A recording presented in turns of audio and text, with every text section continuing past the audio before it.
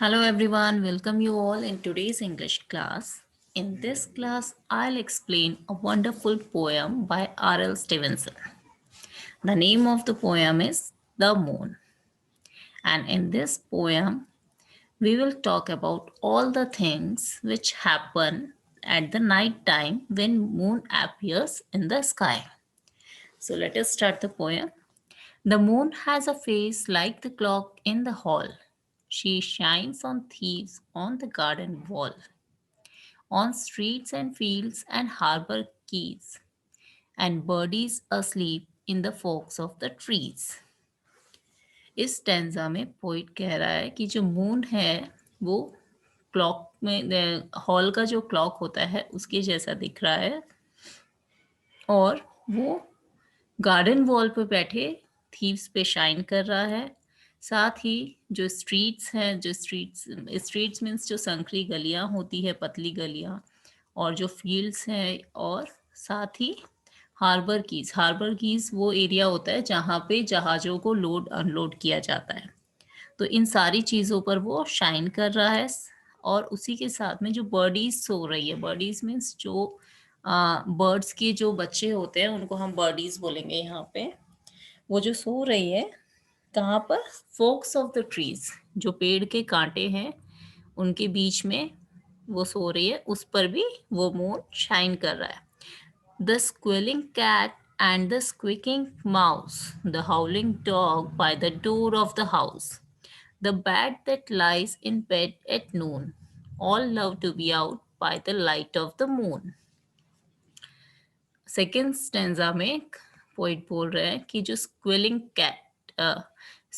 Cat मतलब जो cat की जो चिल्लाहट होती है, चीखती हुई जो कैट होती है, एंड स्क्विकिंग माउस मीन्स चू चू करते हुए जो माउस जो आवाज़ निकालता है।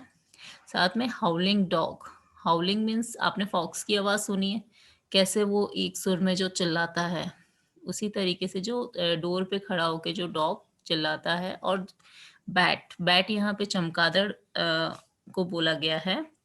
तो जो बैट है जो दिन आफ्टरनून टाइम में अपने बेड पे मतलब आराम करती है, वो सब अभी इस मून की लाइट में बाहर आना चाहते हैं और बाहर आ गए हैं और सब इसको पसंद करते हैं।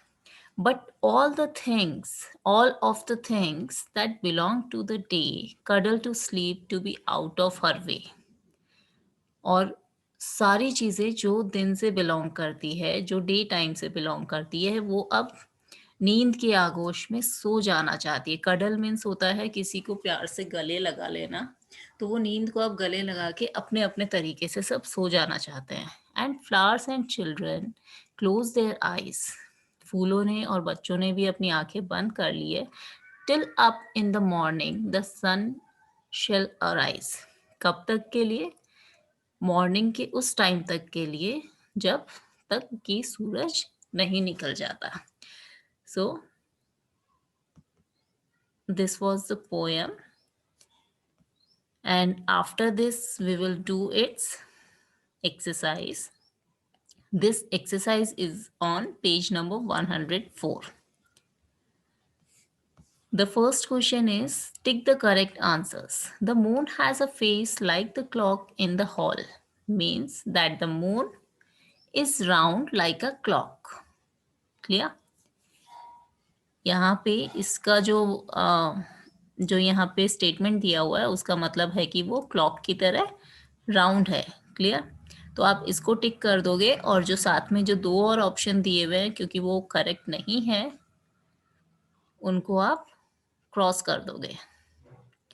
देन है the moon shines on the, अब पूरे पोयम में मून किस किस पे शाइन कर रहा था?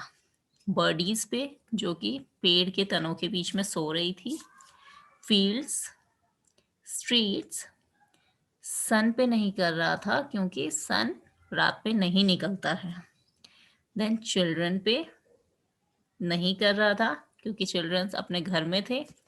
क्लॉक भी घर के अंदर था तो फिर क्लॉक पे भी शाइन नहीं कर रहा था। Garden wall, cat and the mouse. Clear? तो जिस जिस चीज़ पे सन नहीं मून शाइन कर रहा था उसको हम टिक कर देंगे और बाकी जिन पर नहीं कर रहा था उसको हम क्रॉस कर देंगे.